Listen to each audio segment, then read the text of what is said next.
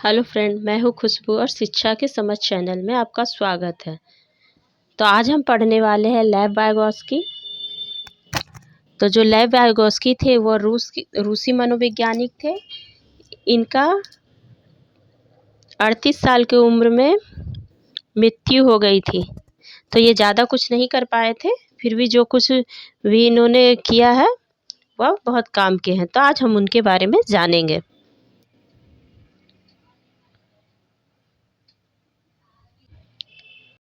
जैसा कि हमने पिछले क्लास में पढ़ा था पियाजे के बारे में, तो पियाजे जो है उनका मानना था कि बच्चे ज्ञान का सर्जन करते हैं, परंतु लेव वाइगोत्स्की का मानना है कि बच्चे समाज एवं संस्कृति से सीखते हैं। बच्चे रचनावादी होते हैं, अर्थात सोशल कंस्ट्रक्टिविस्ट होते हैं।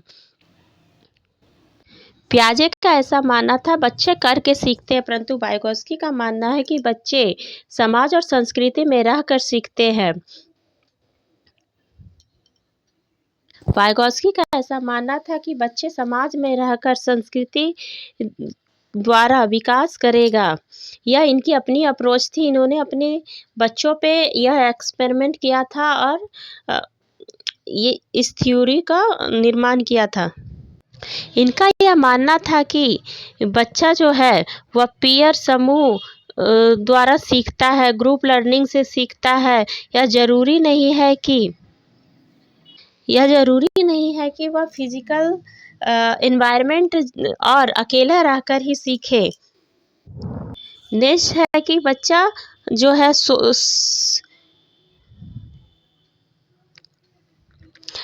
बच्चा सामाजिक संस्कृति के पहलू को ध्यान में केंद्रित करके सीखता है, अर्थात बच्चा सोशल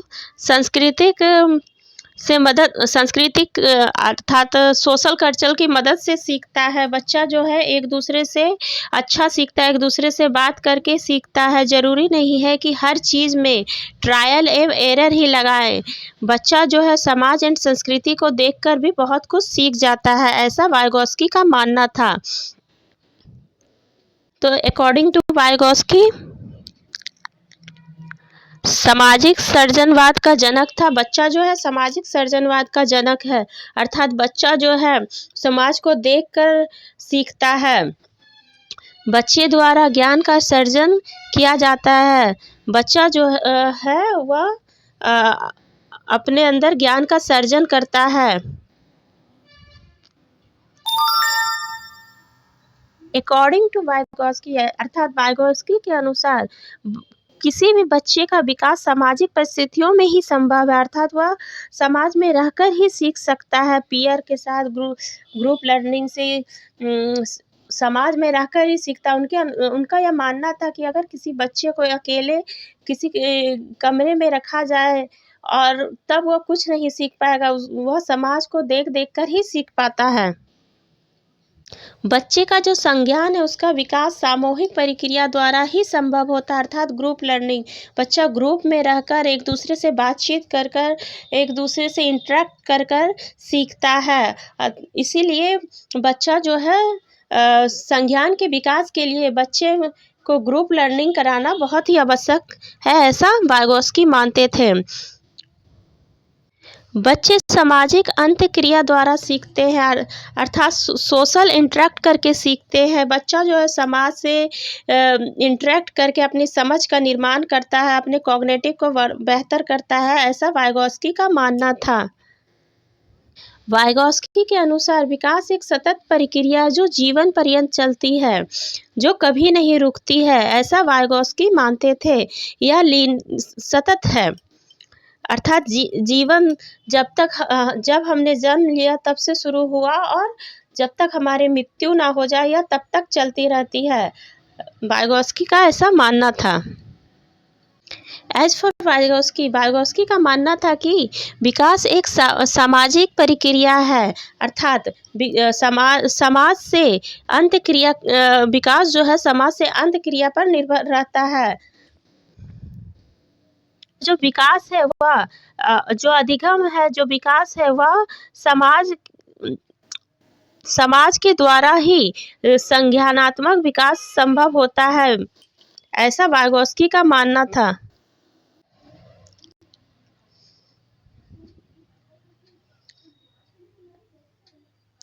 वाइगोत्स्की का ऐसा मानना था कि सामाजिक कल्चर और लैंग्वेज द्वारा ही आपका संज्ञान का निर्माण होता है, आपके समझ विकसित होती है, आपकी कॉग्निटिव बेहतर होती है, अर्थात या कि जो आपका समझ है, कॉग्निटिव है, या बेहतर करने के लिए समाज उससे इंटरेक्ट करना ज़रूरी है। सोशल इंटरेक्ट यानी सामाजिक अंतःक्रिया, अर्थात आपका जो संज्ञान है उसका विकास सोशल इंटरेक्ट द्वारा होता है। जो समाज में जो आप देख रहे हैं वो आपका दिमाग में जा रहा है, उससे आप बेहतर कर पाते हैं। सामाजिक इंटरेक्ट का हमारे जीवन में होना अच्छा प्रभाव देता है। कल्चर कल्चर भी हमें आपको प्रभावित करती है। जो नॉर्म्स चले आ रहे हैं यह सब भी आपको प्रभावित करते हैं, अर्थात कल्चर जो है वह भी जीवन के लिए अच्छा है। लैंग्वेज यानी कि भाषा जो है वह विकास के लिए बहुत बड़ा यंत्र है। यह हमें एक दूसरे से बातचीत करके मिलती है। वह ज्ञान का सर्जन होता है। ऐसा कहा जाता है कि लैंग्वेज इज टूल। लैंग्वेज जो है एक टूल की तरह काम करती है हमारे जीवन में, अर्थात एक यंत्र की तरह काम करती है। वाइगोत्स्की का ऐसा मानना था कि लैंग्वेज पहले आता है, थॉट बाद में आता है। जो लैंग्वेज जो है वह हमारे जीवन में एक दूसरे से बातचीत करके समाज का अंत्यक्रिया करके बहुत ही अच्छा प्रभाव पड़ता है। ऐसा वाइगोत्स्की का मानना था कि लैंग्वेज एक टूल की तरह काम करता है हमारे विकास में। सम अदर इम्पोर्टेंट टर्म, कुछ इम्पोर्टेंट टर्म है उसके बारे में अभी हम जानेंगे। तो पहले है ZPD यानी संभावित विकास का क्षेत्र,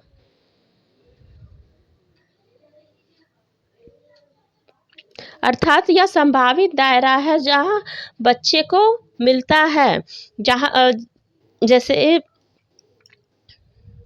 ZPD जो है वह संभावित विकास का क्षेत्र है जो बच्चे को कहीं से मिलता है। स्केप फोल्डिंग अर्थात अस्थाई मदद, स्केप फोल्डिंग अर्थात अस्थाई मदद। तो यह संभावित दायरा है जहां बच्चे को मदद मिलती है। तो स्केप फोल्डिंग इसे हम मचान या सीढ़ी भी कह सकते हैं। बच्चे को जो मदद दिया जाता है उसे मचान या सीढ़ी भी कहा जा सकता है। बच्चे को इतना ही मदद मिलता है जितना कि ज़रूरत हो, इतना नहीं कि बच्चे खुद से कुछ सीखना ही बंद कर दे। इतना मदद नहीं दिया जाता कि बच्चा खुद से कुछ करे ही ना, सारा काम हम ही कर दे। आपको ज़रूरत हो तो आप बच्चे को छोटे छोटे टुकड़ों में टास्क दे सकते हैं, उसके टास्क को थोड़ा आसान बना सकते हैं, या फिर उसे हल्का फुल्का मदद दे सकते हैं। तो इसे स्केप फोल्डिंग कहते हैं। बच्चे को हिंट या प्रॉब्लम सॉल्व करने में मदद देना।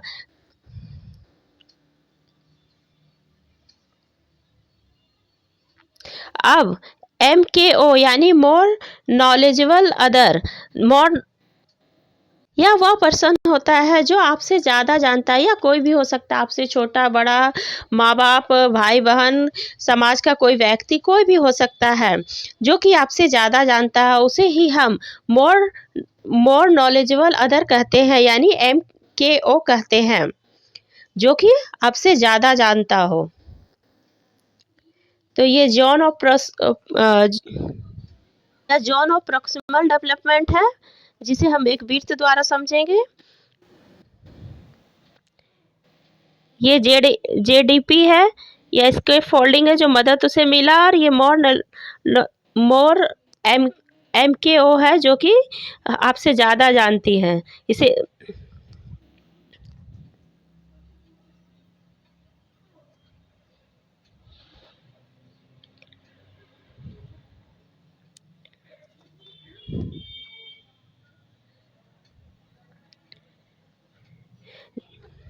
इसे हम एक फिगर के थ्रू समझेंगे। जैसे कि ZPD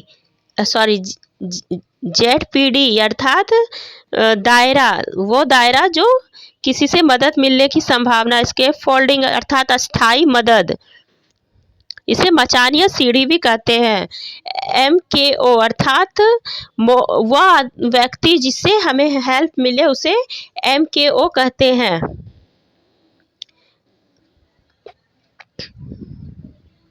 इसे एक फिगर के थ्रू हम समझेंगे। ये एक बच्चा है जिसके पिता उसे साइकिल चलाना सिखा रहे हैं। ये अस्थाई तौर पर मदद दे रहे हैं पीछे से पकड़ कर, और जब बच्चा सीख गया है तो उसे खुद से चलाने के लिए छोड़ दे रहे हैं। ये उसकी फादर का खुशी। तो ये ZPD इसके फोल्डिंग और मोर MKO है। भाषा का 3 रूप, वाइगोस्की ने भाषा का 3 रूप कहा है: social speech, private speech, silent inner speech. अर्थात सोशल स्पीच यानी सामाजिक वाक या 2+ मतलब कि 2 वर्ष से ऊपर के बच्चे में होती है।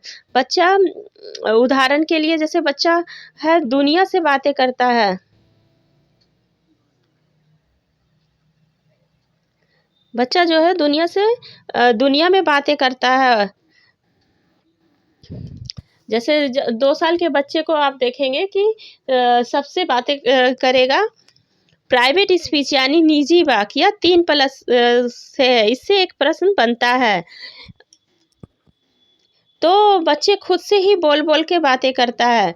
बच्चा जो है खुद से ही बोल बोल के बातें करेगा। जैसे कोई खिलौना उसे आप दिए और बच्चा उसे तोड़ेगा, फिर वो बोलेगा कि इस तरह करने से यह जुड़ जाएगा। इसी तरह बच्चा खुद से ही बातें करता रहता है, वह अपने आप ही बड़बड़ाता रहता है, बोलता रहता है और काम करता रहता है। इसे निजी या प्राइवेट वाक भी कहते हैं। साइलेंट इनर स्पीच मौन या 7+ यानी 7 वर्ष के ऊपर के बच्चों में होता है। बच्चा जो है वो अपने मन में ही बात करता है। बच्चा अब इतना बड़ा हो गया है कि वो अपने मन में ही बोलेगा। मतलब जो पहले बच्चा बोल बोल कर बातें कर रहा था, वो अब अपने मन में ही बातें करता रहता है, मन में ही सोचते रहता है कि ऐसा करना है, वैसा करना है, बड़े होके हमें ये बनना है, वो बनना है, यह सब बच्चा सोचता है। सम अदर टर्म, ये तो हमने समझा ही है। ZPD यानी संभावित दायरा जो होता है बच्चे को किसी से मदद मिलने में। फिर इसके फोल्डिंग टेम्पररी हेल्प, जैसे किसी यह मदद जब तक जारी रहता है जब तक कि बच्चा वो काम सीख ना जाए। जब सीख जाता है तो हम उसे छोड़ देते हैं, या एक ऐसी प्रक्रिया है। और MKO यानी कि मोर नॉलेजेबल अदर, या कोई भी छोटा बड़ा किसी के द्वारा दिया जा सकता है। अब वाइगोस्की के अनुसार कुछ और टर्म दिए गए हैं, जैसे collaborative project, cooperative learning, reciprocal teaching, peer tutoring, assistive learning. तो अब हम एक एक करके इनके बारे में जानेंगे। कोलैबोरेटिव प्रोजेक्ट अर्थात कि साथ मिलकर करना, पीयर में, ग्रुप में बच्चे को साथ मिलकर काम कराने से बच्चा बेहतर कर सकते हैं। इस कोलैबोरेटिव प्रोजेक्ट का मतलब एक साथ ग्रुप में बैठकर काम करना, एक दूसरे से बातचीत करके, बच्चे एक दूसरे से बातचीत करके या जानते समझते कि ऐसा करने से अच्छा होता, अपने साथी समूह को पढ़ाते हैं, समझाते हैं, तो इसे कोलिब्रेशन प्रोजेक्ट कहते हैं। कोऑपरेटिव लर्निंग भी वही है। कोलिब्रेटिव प्रोजेक्ट, कोऑपरेटिव लर्निंग,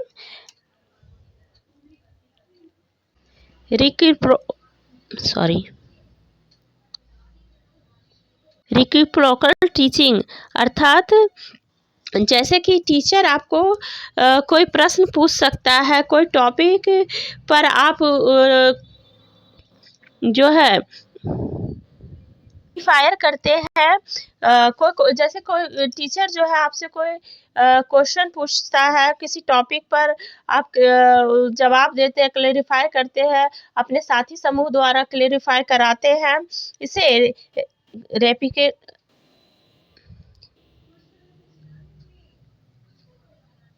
से रेपिकोपल टीचिंग कहते हैं।